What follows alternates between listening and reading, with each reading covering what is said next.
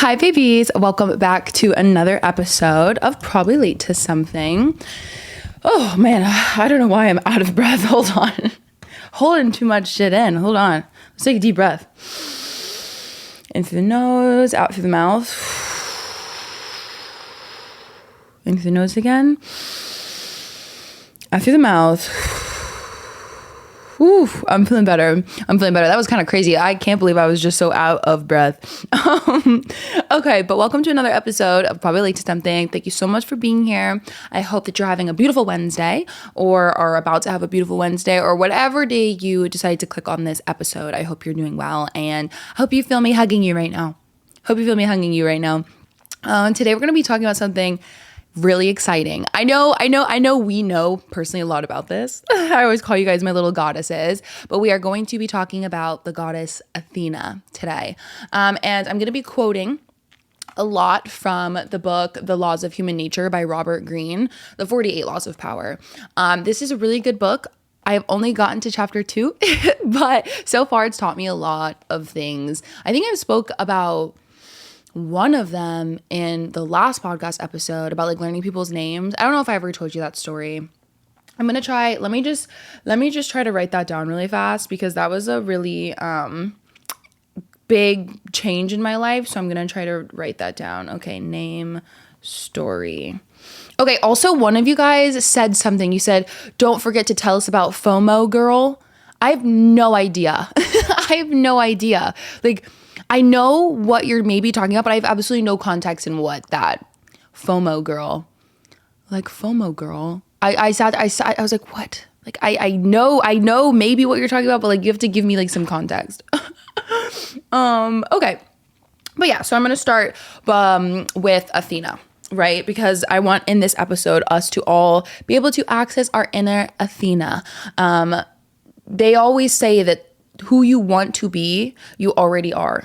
You know, the person that you want to be one day that has the house and the jobs and the money and just that stability, they are already inside of you.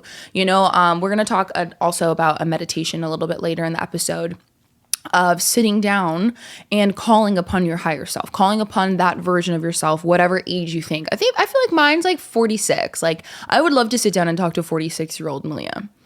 I would love to talk to her. I'd be like, what the fuck are we doing? Like, what worked and what didn't? Like, bitch, are you okay? Are we still hot? Did the ass get fatter? Did we win the lottery? Like, I have so many questions for her. I guess I would actually ask, like, are you happy? Maybe that's more humble, like, down to earth. How much fucking money is in our bank account, bitch? Tell me right now. Tell me if it's all worth it. Okay, but we'll talk about that a little later. But back to Athena, right? Just for preface, this storyline, I guess, not storyline, but it's set back in 432 BC, right? We're talking about Athens. And basically, a city over called Sparta came to Athens and they were like, brought to the governing council, hey, we're going to start this war right now. If you don't agree to what we want, we're gonna start a war, right? So then there was a man, hold on, because I knew I'm gonna try Pericles. I'm gonna say it's Pericles. I used to have it pulled up. It's Pericles. Watch. Pericles. Bitch, I'm a fucking academic. I'm an academic. But so yes, there was a man named Pericles. He was really well known, right? Like his entire life he spent in politics, I guess is what you can say, back in the Greek times and whatnot. But he did things a lot differently. You know, he was the one person, and you can think about politics today. Everyone has an ulterior motive. No one is necessarily genuinely trying to solve things that won't help them in the long run. Does that make sense? So when he was going for, I guess we could say election, you know, going to the council, trying to raise votes and win money and whatnot, he would take that money and instead of putting it into himself, he would build a statue in town center. Sorry, I have a mad Sula right now. I don't know. Sometimes I feel like when I get closer to my period, my body is just hot and swelling and I'm tired. I'm tired as fuck. I haven't gone to the gym in 2 days. And you know what? I don't really care. So I'm not going to try to sit here and argue with you about it. Don't argue with me. Listen, sometimes we don't have to go. And yes, last night I had pizza. Okay. And no, I'm not going to keep thinking that my neck is getting fat just because I'm on my period. When my period comes around, I feel like I'm a gigantic man with a fat neck and no butt. Like, how can I have a fat neck and no ass at the same time, bitch? That shit's fucking stupid. Like, what? Anyways, that's not at all. I'm sorry. I'm just like sweating. I'm just, whew. That got me real passionate, okay? All I'm gonna say is that got me real passionate. Got me feeling something. But yeah, so instead of taking that money and using that for himself, he would put a statue in the middle of the city to unite the city. He was a firm believer in something called nous, which is like a Greek terminology for intelligence. He believed that we should try to let go of irrationality, right? He knew that everyone based their ideas and their goals off of their ego and their emotions. And he didn't like the fact that the world went like that. He didn't like the fact that that is how a lot of the people, especially Sparta, right? They came down, they were like, all right, listen, we're going to start this war. And if you don't do exactly what we say, we're going to go to town, right? So I'm going to read another quote from this, and it's also going to tell you about Athena really quick in here, right? So what consumed Pericles as a thinker and a public figure was how to get out of the trap of irrationality, how to be truly rational in an area dominated by emotions. The solution he came up with is unique in history and devastatingly powerful in its results. It should serve as our ideal. In his conception, the human mind has to worship something, has to have its attention directed to something it values above all else. For most people, it's their ego. For some, it's their family, their clan, their god, or their nation. For Pericles, it was nous, the ancient Greek word for mind or intelligence. Nous is a force that I don't know if it's nous. I say nous, but I'm pretty sure it's nous. Nous. No, I think it's nous. I think it's just nous. Is a force that permeates the universe, creating meaning and order. The human mind is naturally attracted to this order. This is the source of our intelligence. For Pericles, the nous that he worshipped was embodied by the figure of the goddess Athena. Athena was literally born from the head of Zeus, her name itself reflecting as a combination of God and mind. But Athena came to represent a very particular form of nous. Eminently practical, feminine, and earthy. I just love that. I love a strong goddess, you know? Like, I want to get down. In the next episode, we're going to be talking about another one of Robert Greene's books. The way he writes is awesome. I really like the way he pulls in actual stories and then relates it to actually like today, the world today. But in the next episode, we're going to be talking about seduction, and I will be talking about the deities, I believe is what they're called, and the goddesses, because I think it's just so powerful. And I think that we forget how much we actually have in us, like how much strength and how much beauty. Like, we are connected to the earth, Mother Earth. Like, that powerful energy flows through us. And I know that we can get wrapped up in the world and like everyone else's opinions and emotions and what everyone's doing in social media, that we forget like how we are natural born providers and caretakers and just, I don't know, like strong, sexy fucking stars. You know, like, we need to step into ourselves again. You know, we need to stay rooted in that beautiful femininity that we have. You know, and the same thing for men. If you're watching, you know, your masculinity, like that strong, sexy sense of yourself is right there, but we just forget. We forget, you know. Okay.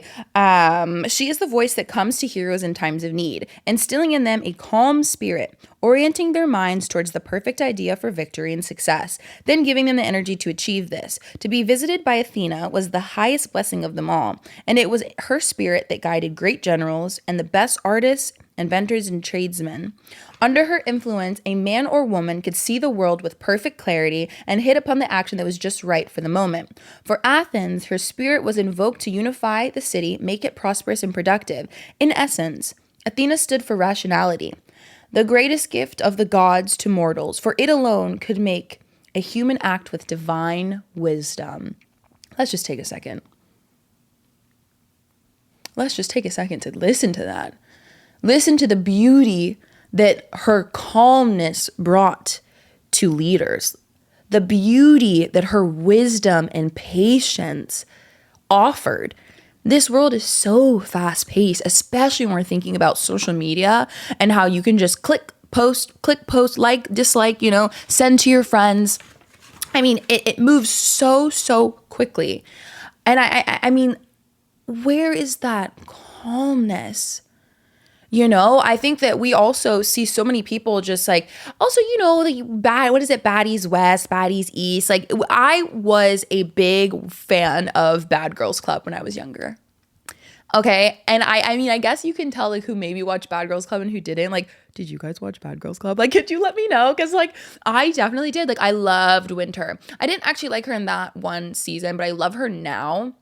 I just like the way she looks. I was like, what was it? Was it in a Bentley truck in a house on the water? I loved that. I was like, yeah, get it, girls.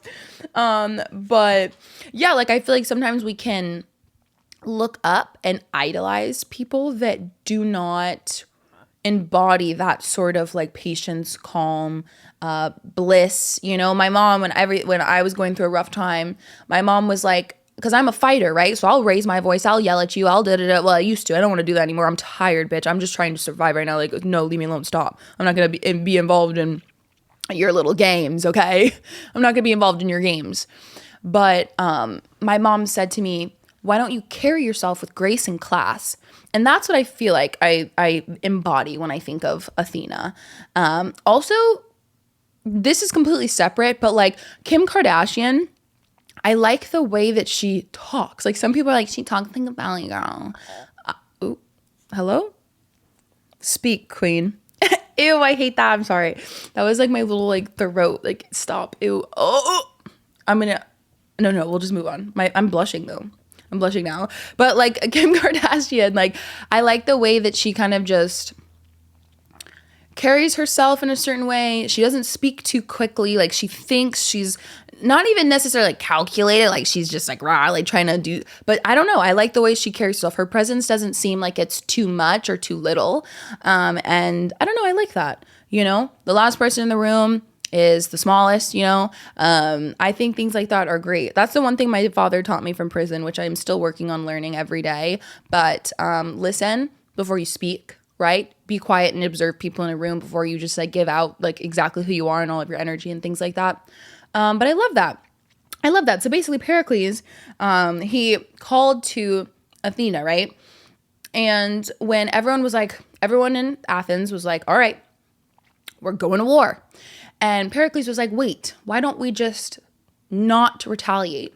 Why don't we just not fight back, right? So this was his idea, let's not fight back, because he was like, eventually, if we do fight back, we're going to lose our city. We're going to lose our city. And everyone was like, well, we have respected him for so long, like maybe we should just listen to what he says. So they did. And I think a year and a half, 2 years go by, and they've lost a lot of their crops. Like the war, they're not giving up. Like they haven't retaliated, but they're suffering for it, And he kept saying like, hold out a little longer, guys, like hold out a little longer, right? This is actually kind of a darker twist to the story, so I didn't know if I wanted to share it, but 13:33 on the timer, so yes, I will. But no one wanted to listen to him anymore. So he passed away with people being like, well, he was fucking wrong. We should have never listened to him. And he passes away. Right? So then Sparta just rises and they're like, let's go to war. Let's send everyone that we possibly have to the front lines and da-da-da-da. Moral of the story or end of the story, they lost. And because they retaliated, their entire city was taken over. They lost, I'm pretty sure, like a big part of their culture and like everything. And it does remind me of a quote that I put on my phone a while ago that said, he was after all a genius. You can tell that because people still hate him. I am obsessed with that because I think that a lot of people can relate to that. When you do things differently than other people, which is again something else of like, stop asking people for their advice, stop asking people for what they would do because they are not you. You are not them. That's what makes you you and then them.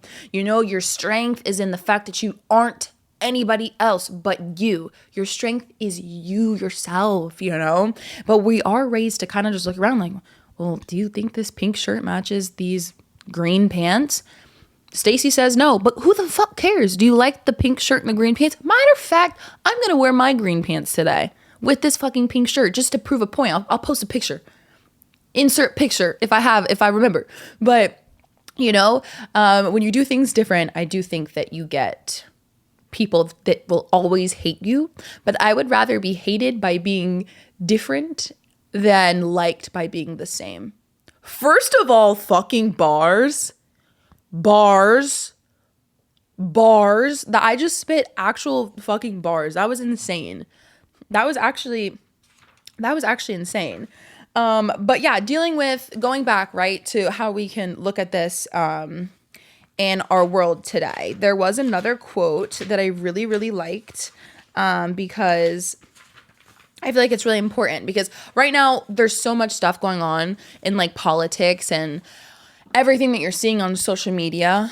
There are just so many things. And by the way, I do want to do a quick prayer for everyone affected right now by what's happening in Palestine and Israel. Everyone. People are asking me to pick a side. The side that I have is life. Okay? The side that I have is life. All right. And I see a lot of people. I mean, everything we do is about being divided, Everyone is just trying to pick a side and stay on their one side. And that's never going to get us anywhere. It's never going to get us anywhere, And I know no one's ever going to all get along, but damn it, could we not just at least care about lives? Is that not something we can all agree on? Love. I always said the only religion in the world should be love. That should be it. That should be the main. And then how you believe and how you act upon that could be for, if Christianity or Judaism or whatever. But I feel like it should be love. Every single person loves someone. Every single person cares about something. Every single person might have something to be passionate about. Like why doesn't that matter? Because we can all relate to that, But I want to pray for anyone affected, any children, any parents, anybody that's hurt or scared or alone right now. I pray that they're being guided and they're being held and they're staying strong. I mean, I don't even know what else you could say. Staying strong, getting to a safe place, finding shelter and water. And I hope that they know that they are loved. Yeah. It's awful. I'm sorry. Like, I watched a video popped up on my Instagram the other day, and it was about this, and it was the most disturbing video I've ever seen in my life. It was horrific. It was really, really, really awful. And I didn't even know it made me sick to my stomach, because I can't believe that things like that are actually happening in the world right now. Like, I couldn't imagine if my elementary school down the street was just bombed. I can't comprehend it, because I'm sitting here, and honestly, it just made me really grateful to be in America. It made me really grateful to be an American. It made me really fucking grateful to be here right now, being able to put up my camera and film, for you guys. Like, it's just, I don't know. I know that life can seem so crazy and confusing, and like you can get upset or depressed or down or anxious, but it's like at the end of the day, like zoom the fuck out, like zoom out, man. Like, having hot water is a blessing, having a grocery store down the street where you could just go and get some fucking chicken tenders, like that's a blessing right there. And I don't know. It really did affect me seeing that the other night. And honestly, when I do go on the internet, I see people just kind of like putting like little hashtags free Palestine and like things like that. I feel like it's not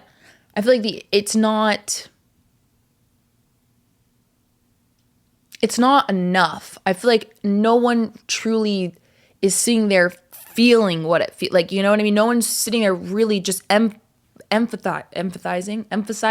Hold on. Empathizing. Yeah.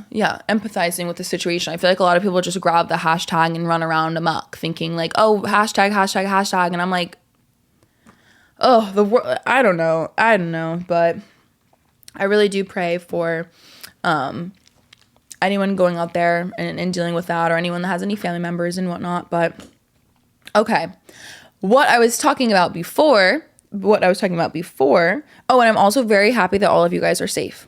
That you're listening to this and you're all safe. I'm sending you a kissy. Okay. Another thing that I thought we could relate this to is, because that's why I got into talking about that type of politics, I guess, or like media or news, I guess, is the fact that they talk about demagogues in here, or Robert Greene did. He said, beware of demagogues who exploit the group effect and stimulate outbreaks of irrationality. This is about politics. This is how you can look and see how people can be rational or irrational, right? The way that we have sides picked in today's world, like one or the other, it's like you don't even have to hear what the other side is saying because you know you're this side. So whatever they're saying is just absolutely wrong, and vice versa. Right? You know what I'm saying? Like we're not actually thinking anymore. We're using our egos and our emotions to rule the world. Literally. But it said, they rely on vague but loaded words full of emotive quality, such as justice or truth or patriotism. They talk of abstract, noble goals rather than solving a specific problem with concrete action. Demagogues in politics or media try to stir a continual sense of panic, urgency, and outrage. I just thought that was interesting. I like the way that that's said because we truly, especially now, pretty much know nothing. Most of us pretty much know nothing, but you do hear the little, what are they called? Like, clickbait things on the news and on media, and that you hear all of that type of stuff, but no one truly actually knows what the fuck is happening. And if you do, please DM me and tell me everything. Like, I would love to know. Like, it's hard for me to follow along sometime. Like, I get so lost and I get so confused and I get overwhelmed. But it also says here, rationality is something to be acquired by individuals, not by mass movements or technological progress. Feeling superior and beyond, it is a sure sign that the irrational is at work. I like that too, because, I do be getting like super, like spiritual, and like I'll like read like a few books and I'm like, I think I'm better than most people. I'm just smarter than you. I'm just smarter than you, and you're so irrational, you can't even tell. Like, why don't you know? Oh, it's because you're irrational? Yeah. Can't relate. But I mean, thinking that you're above it is, a sure sign that you're being irrational. Because nobody is completely rational. You know what I mean? But here's some steps to get out of the irrational state and bring out your rational self, right? This is a lot to do with looking inwards, which is what we talk about all the time. And I was thinking about this the other day because I really do sit here and I'm like, I'll do something and I'll get so upset with myself because I'm like, oh, I've worked so hard. Like, say, like, get upset. Like, my sister and I the other day, we got into a fight, and I got so upset. I was like, you are literally a monster. I said that. I said, you're a monster. You're a monster. And then like a few hours went by and I was like, damn, like I worked so hard on trying to like be patient, be calm, not do anything too drastic. And here I am calling her a monster. I read the book, How to Influence People and Gain Friends. And the one thing they say is note your own faults before you note someone else's faults. Get someone to say yes before you even start speaking. Get someone to see your side, but in order to do so, you have to see theirs first. Like, that's everything I've been learning recently. And the minute I got mad, I was like, you're a monster. I mean, how in the world is that going to help us get on the same side? That immediately makes anything I say from there on her enemy. You know what I mean? Whatever I'm saying is now 100% not going to happen. And she's going to go absolutely in the opposite direction of what I'm trying to do. So yeah, I sat there and I got like so disappointed in myself. I was like, look at this shit again. Like, look at this shit. Like, I'm always trying to do this inner work. I'm always trying to better myself, and I still keep fucking up sometimes. I just fuck up sometimes. But me knowing and being disappointed a little bit and being like, oh, come on, girl, we knew this. That's the growth. That's the proof in the pudding. Feeling upset that you did something in a way that you are no longer trying to do, like the way that your morals can change and the way you want to hold yourself, that accountability is the growth. That is your progress. That is your strength. That is your steps. That's the step. That's one step you're taking. The next time you get angry again, you're like, oh, fuck, another step. It's all of these little tiny things that add up, and eventually your entire life will change in the blink of an eye. So I think that's important to note too, because when you're on this self-love journey, you can get so wrapped up in what you're not doing. You can get so wrapped up in all the things that you haven't done, or all the things you haven't done right, that you don't realize all the little fucking moves you're making. Baby, you're doing good. You're doing good, and I'm proud of you. You're doing good. You're looking sexy. You're glowing. You're growing. Okay? It's good. It's good. Be happy. Be nice to yourself. Self-compassion is the most important thing when you're on this journey of trying to evolve, trying to grow. When you stand in front of that fucking mirror and you look at yourself and you're going, damn, this is who the fuck I am. Like, oh, just take it all of it. The good and the bad, the dark fucking twisted weird shit, and then the little sunflower goddess that's inside of you. When you sit in that mirror and you stare at yourself, you need to come with love. You need to come with love and compassion. Okay? Really important there. All right, so pulling out the rational self, here are some of the steps that he talks about. One of them is knowing yourself thoroughly. Know your triggers, right? Go down the list of all the times that you've overreacted or done something that you didn't feel like truly represented who you were as a person. And ask yourself, was it something super petty that brought out this anger? What was it? Know yourself, know your triggers, and then get to the root of them. Get to the root of that emotional attachment that you have to them. A quote that he said is, your greatest danger here is your ego and how it makes you unconsciously maintain illusions about yourself. These may be comforting in the moment, but in the long run, they make you defensive and unable to learn or progress. Find a neutral position from which you can observe your actions with a bit of detachment and even humor. Soon all of this will become second nature, and when the emotional self suddenly rears its head in some situations, right, your triggers and, you will see it as it happens and be able to step back and find a neutral position again, right? Because this is pretty much about finding the things that are no good. not like you're no good, but like finding that thing that's no good, right? Because you have your opinions, you have your triggers, and you have your opinions, and then you have your reactions to those, right? So when I get triggered, right, my sister did something I didn't like, and I was like, you're a fucking monster. And in my head, I'm completely backing that. I'm emotionally rooted in what I just said. I'm emotionally rooted to the ground by her being a monster, because I have all of my illusions of myself and how I'm definitely not a monster. So yeah, right? Like now we're headbutting, right? I'm literally staring, bullhorns at her, bullhorns back at me. But that doesn't do anything. If I was able to sit there and think about it rationally, I would have been able to sit there, think in my head, oh, I'm going to tell her she's a monster, step back from that, be like, okay, well, you're clearly triggered by this. You're emotionally completely backing that just by your own ego and what you feel about yourself and what your morals are. You're not at all thinking of her and her side and her perspective. You're now made both of you enemies, and you need to step back. Is calling her a monster going to do anything? No, that's honestly kind of dumb. Like, imagine like we got into a huge fight. What'd you do? Called her fucking monster. Like, no one's perfect. Again, self-compassion. And again, sometimes you got to call someone a monster every now and then, because if I didn't, then I wouldn't know that I will probably never call someone a monster again. That's a fucking lie. Another one. I love this one. And I'm going to read the whole paragraph because I think it's really, really important. Accept people as facts. We need to know this. We need to know this. Accept people for who they are. When someone shows you who they are, believe them the first time, baby. How many times are we going to make that mistake? Accept people as facts, right? Do you know how many times I be creating delusions in my head all my entire fucking life. Every man I've ever dated hasn't even been a real man. They're not even real. Every man I've had a crush on, every girl I've had a crush on, except one. One's perfect. Everyone else, though, I've been having crushes on people that literally have never done anything for me. I dated people that I thought were like so sexy, so hot, did all these things for me.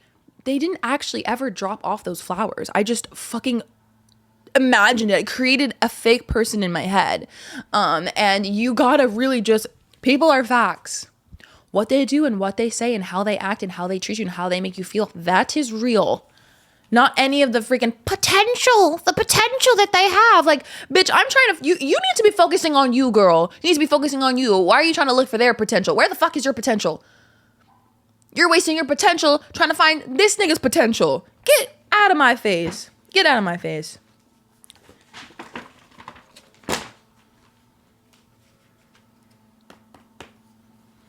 Accept people as facts. Okay. Interactions with people are the major source of emotional turmoil, but it doesn't have to be that way. The problem is that we are continually judging people, wishing they were something that they were not. Yes.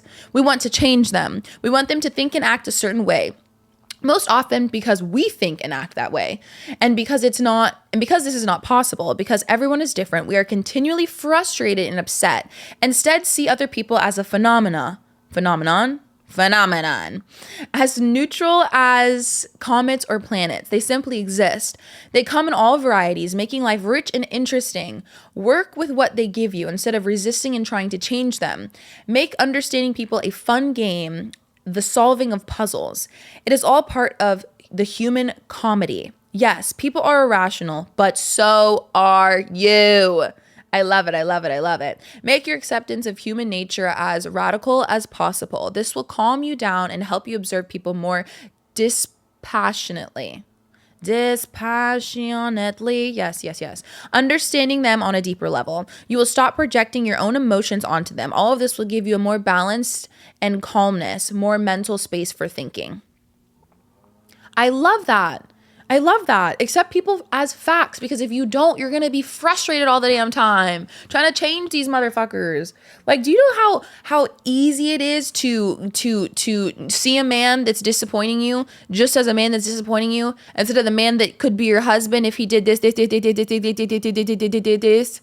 You know, instead of sending that fucking giant essay to your friends and say, should I send this to him? And then all 8 of your friends having to read this stupid dumb paragraph about you being like, please think about bringing me flowers. Can you text me good morning and good night? Oh,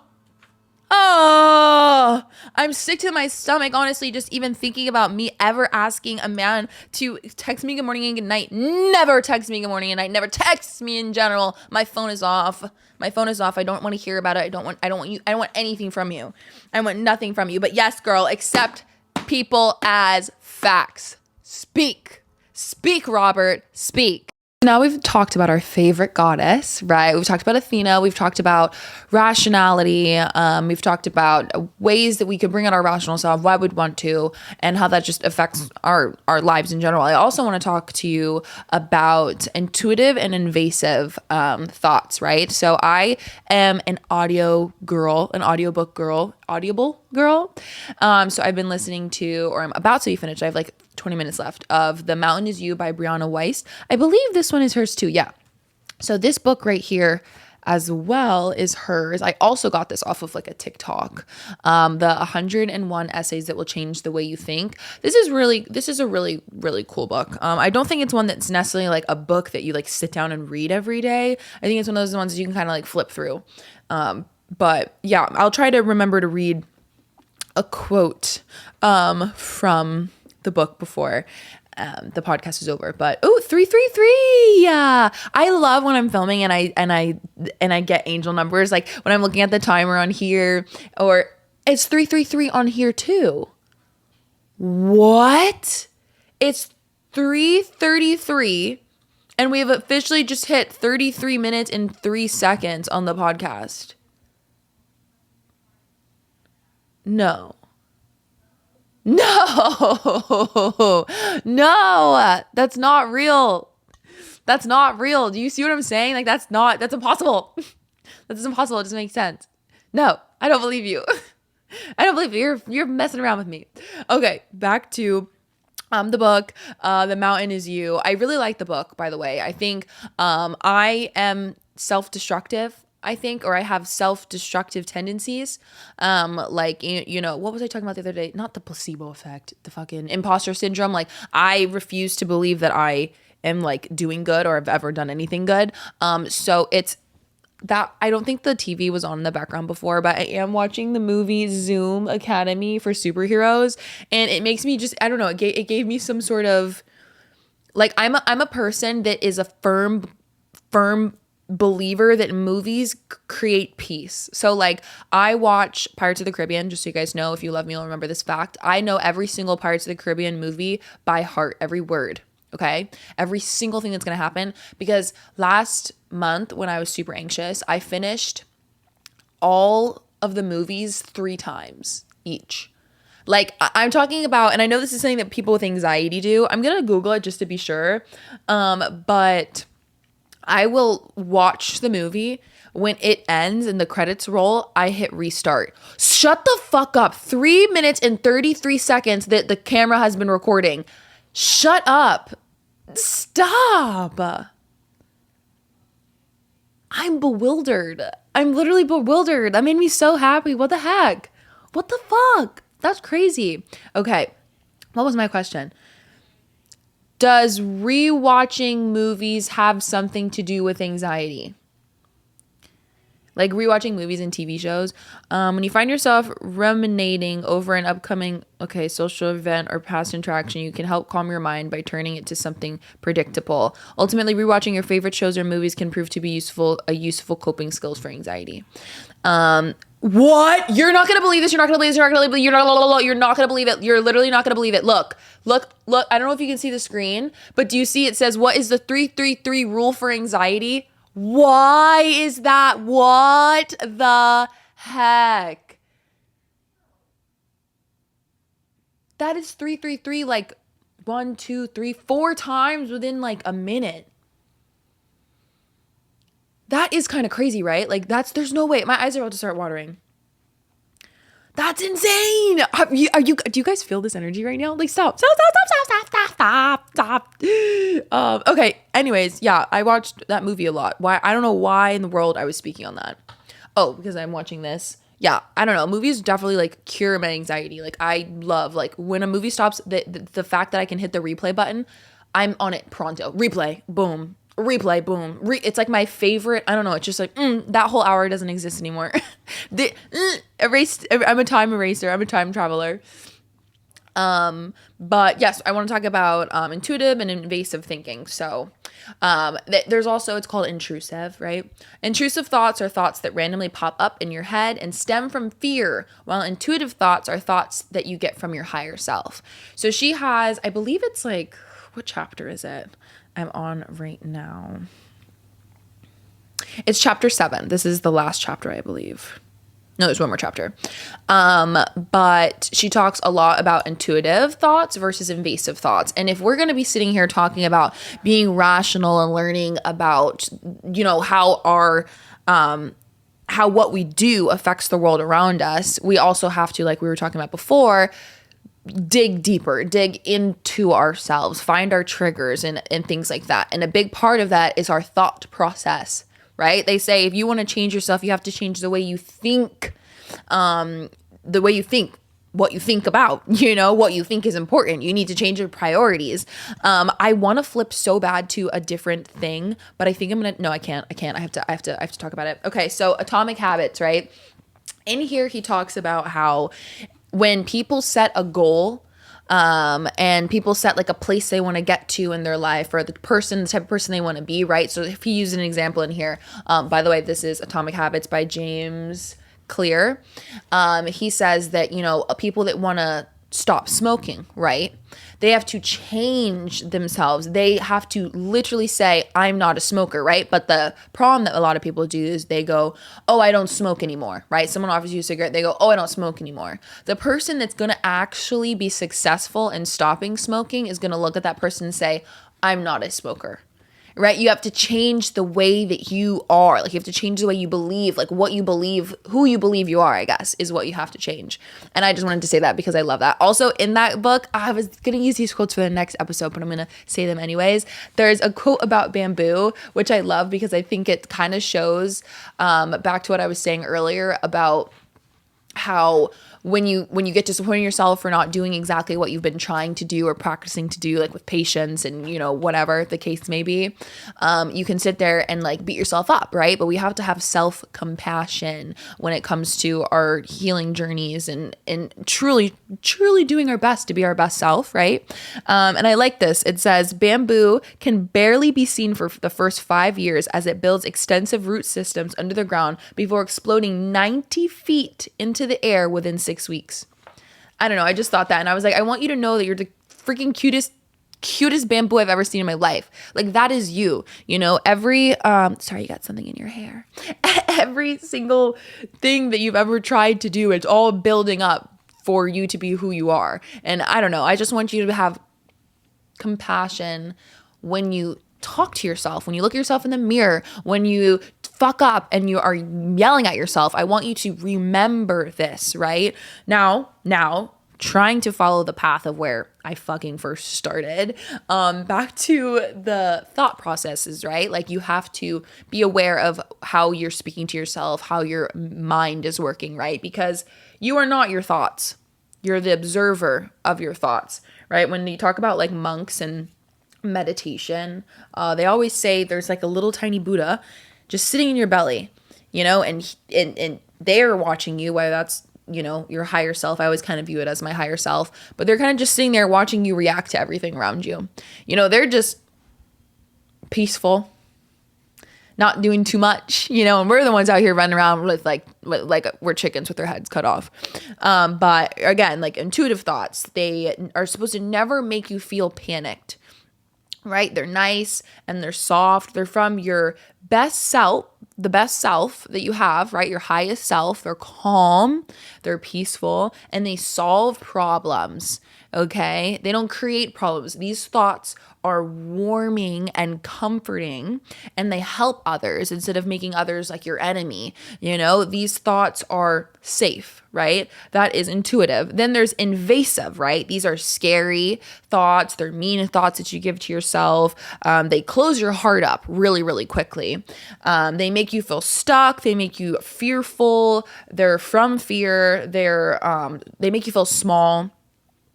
They create problems, they don't solve problems, and it creates a me versus you reality, right? Because the intuitive thoughts can help you help others, right? Helping you is helping others. Invasive, it creates me versus them, which is, I feel like, a big part of the world today. And I try not to say things like that because I know that everyone is different, and I know that there's so much good that happens that who can truly say there's more evil than good? You know, like, I've met some really, really great people, and then I've just met some average people that are like whatever, and then I've met some awful monsters. Oh, there I go again with the word monster. Monster. It's my new favorite vocabulary word. Every time I say monster, Venmo me $300. $300. Another thing I thought about invasive thoughts, which is really important to me, because when I was listening to the book and it said this, I was like, holy shit. A big form of an invasive thought is you assuming what others are thinking, and that is completely irrational. You cannot assume what people. I swear I have arguments in my head with people. 111. I'm just not even gonna keep doing it to you. I'm just gonna keep my mouth shut, because these angel numbers, they just be running after me. But yeah, it's completely irrational to assume that you know what someone is thinking. And I be having arguments in my head with people, like full on arguments. I'm like, well, why'd you fucking say that? Why'd you think that way? No, you looked at me that way. I'm not stupid. Do you think I'm stupid? I mean, like, I think we all do it. You know? And I mean, it's just like, it's like, if we know that we do not know what someone else is thinking, what someone else has gone through. This is a big thing when it's talking like about being embarrassed about something, like anxiety. Oh my God, getting drunk and doing a whole bunch of like embarrassing things and stuff. Like, say it's something super, super fucking embarrassing. Right? Like, you fell on the stairs, threw up on yourself, and your titty popped out, right? That's pretty embarrassing, right? So yeah, people would note it and be like, oh fuck, that's crazy. No one's gonna think about it again. Maybe the next day they'll talk about it, but like, other than that, like, no one's gonna think about it. You're gonna think about that for the rest of your fucking life. Like, you're gonna take that with you forever. That's carrying you. I bet you're thinking about that tonight when you close your eyes. Like that carries with you, but it doesn't carry with anybody else. No one else is thinking that. And you cannot know what people are thinking. You know, when you're walking into a party, or, you know, a class, wherever you're going, the mall, wherever you are, when you're walking in, I know that it can feel like people are judging you. And I'll sometimes be like, well, that girl clearly hates my fucking shirt. Or like, maybe they think my butt doesn't look good from this angle. Like, I'll be thinking weird shit like that. And I'm like, how? That girl might have been admiring my shirt, being like, holy fuck, I love that shirt. I wish I could go up to her and ask her where that shirt is, but I don't want to be weird. And here I am stressing myself out, like, maybe this is a stupid shirt. And then I'm going to spiral. I'm going to be like, my shirt's stupid. So are my shoes. Why do I even bother? Why am I getting up out of bed? This whole, you know what I'm saying? Like, all of these things are so important to kind of note. And although we talk about self-love and self-growth and like we're here for a reason and we're doing this all for a reason, it's harder. This is the harder path. Working on yourself, even when you don't fucking want to, is hard as fuck. You're strong. I'm strong. We're strong. Right? People don't do this, right? And sometimes, I hate to say it, but sometimes like I think about it, you know, they do say ignorance is fucking bliss. Could you imagine not ever thinking about anything? Like, I stay up at night and I contemplate my existence as a human being. I'm like, well, what's my talent? What's my little special trick? God, like, what's going on? You know? And other people just sit there and they don't think a fucking thing. They don't have a thought. You know, I'm over here contemplating my entire existence. I'm contemplating the existence of the existence. And some people don't fucking think. Some people are like frogs on a leaf, thinking about fucking nothing, staring off into the distance with not a damn thought in their head. And I'm sitting here wondering why I was born. What? Just be born. No way. 14:44 on the timer. I'm honestly kind of shocked. I don't even know what to say. It's like taking me off of it's taking me off of the role that I got going on. But I think it's also just like, you're where you need to be, bitch. You're where you need to be, bitch. Let's go. Let's get it. Let's get it. Let's get it. Let's get it. Let's do it. Let's does it. I love it. I love it. I do. I really, really do. But yeah, ignorance is bliss. Fuck all this shit. Let's just mic drop. Mic drop. Fuck this shit. Let's just be ignorant. And yeah. Oh my God. I'm going to be ignorant for Halloween next year. Did I already say that October next year is canceled? October 2024 isn't happening? Isn't happening? Yeah. I canceled it. October last month was the worst month ever. Like, it was terrible. I was so depressed in October. I was like, I don't want to live. Good thing I got over that, because in November, this is sexy November. This is what's a sexy synonym? What's a synonym for sexy that starts with an N? Naughty November, nutty November.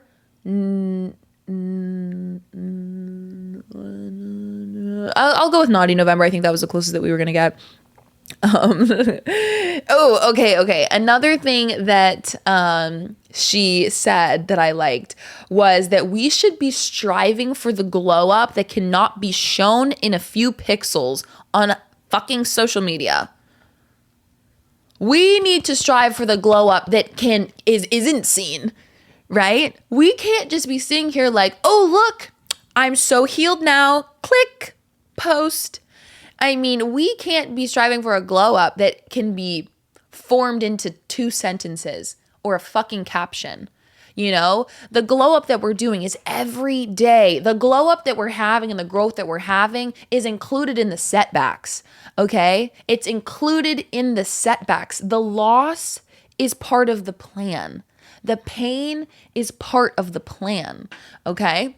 And I think all of that needs to be included. It needs to be all just wrapped up together. When I say this world is a beautiful fucking mess, it's a beautiful wreck, it's chaotically beautiful, I feel like we can all sit there and feel that, right? I can feel that in my titties. I'm sure you can too, girl. I know you can. By the way, my boobs are sore for the first time since I got them done. Someone the other day asked me if my boobs were real. And I was like, girl, I grew them myself, except the silicone. Wee. Anyways, yeah, okay, I'm getting off track. I'm sorry, I'm getting off track. Let's see. Oh, another thing I want to talk about. She said in that book, I didn't really quote it, so I feel like this is kind of putting it into my own words a little bit. But next time you see yourself asking others for their approval, it's almost always because you don't have your own.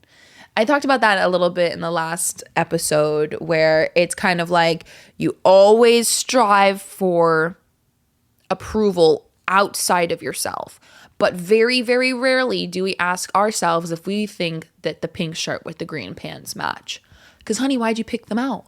You picked them out. You saw something. Something in your brain was like, I kind of vibe with the way that looks. But then you went and immediately asked your mom and she said you look stupid. So now you'll never wear pink and green. And who knows if pink and green were your color? They could have been. They could still be, but I mean, if you're out there asking other people for their approval, it's because you don't have your own. Wait, if I sit here and I know that I'm the sexiest thing that's ever walked the planet, I don't need you to tell me I am, because I already know I am, and it's way easier said than done. We all know this. And again, this is a zone of support and safety, where we can be completely transparent. Like, dude, sometimes I feel like I'm the hottest woman to ever breathe on the earth. Like, I feel like I could stare at a man and bring him down to his knees. And sometimes I feel like I'm a fat, disgusting ogre. Okay? Like, I literally sometimes look at myself and I'm like,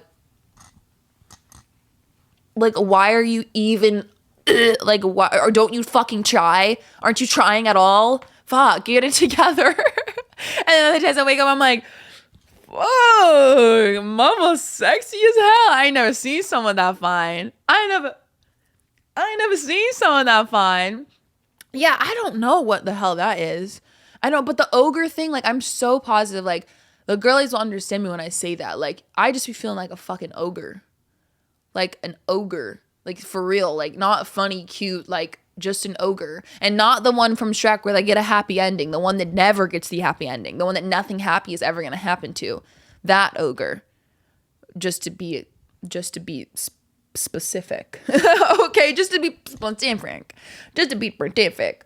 Also, how did you guys like Chitter Chats last Friday?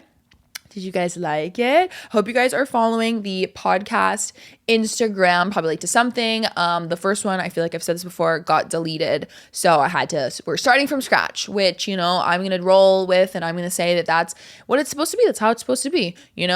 I, didn't really put too much. I would go on and off of my things, but we've already talked about that, on and off my productivity for that. Okay, so now we're going to do our journal prompt, which I love. I'm a fan of our journaling series, and I'm pretty sure it's the second one, right? Yeah, because we've only done one episode before this. So today's journal prompt, by the way, shirts are still for sale, as well as hoodies and journals. So the journal prompt for today is, what's causing my frustration, and what shifts is the universe calling on me to make to relieve that frustration? Because we are the only ones in control of our future in our lives. We're the only ones that are in control of our brain and our health. We're the only ones that can truly, truly make a difference in our life and the way that we're living and the way that we're feeling. So a lot of times, if you sit there and you actually write down, like I was at a restaurant when I wrote down that little journal prompt, and I was sitting there and I was like, I immediately knew the answer, but I'm sitting here frustrated for an entire week, like, just like, oh, something's wrong. And then I sit down and I immediately write it down. I'm like, what why don't I just stop doing that? Right? Like, if I know what the problem is, why am I still doing it? Like, these little automatic, like, moves that our brains do sometimes that are completely in the opposite direction of what we actually want is crazy. It's like, I don't want to do this. Okay, honey, then don't. Right? You don't want to feel that way? Then don't. You don't want to get hurt by that person anymore? Then don't. You feel stuck? Get up. You have the power in your life to change it. You have the power to be whoever the fuck you want to be. And we are the ones that get in our way. We are our mountain. The mountain is us. The mountain is you. 222 on the timer. I'm gonna like pee myself or tinkle because like I'm just getting too fucking excited. Oh my gosh, that's crazy. That's really, really crazy. But thank you guys so much for tuning in to another episode of Probably Late to Something. I love you guys so much. I hope you guys enjoyed today's episode, and I hope we can all really, really soak up our inner Athena. I hope we can all just move around with more grace and beauty and love and wisdom. I hope we can act slower. React slower, take time, think before we speak. Hope we can always carry our head held high. And like, I know they used to talk about Marilyn Monroe, right? She would walk in a room and it would look like she was floating. Again, we're going to talk about that in the next episode, seduction and the different types of like, seductive women. Marilyn Monroe was in the siren category, but it was really cool the way that they do speak about Marilyn Monroe and the things that she had said about herself. It's really interesting. You'll really like the next episode on that. I think I'll do orange eyeshadow because I'm obsessed with that one freaking walk that she did in that. I'm like, dude, damn, like she looked stunning in that. But thank you guys so much for coming back to another episode. I really hope you guys enjoy that journal prompt, and hopefully you really gain some strength from it and take some action, honey. Take some action. I love you guys so much, and I hope you have a beautiful, beautiful rest of your day. Don't forget to stay tuned for Friday's chitter chats because it's going fucking down, baby. I love you. Love yourself too. Mwah! Hell yeah.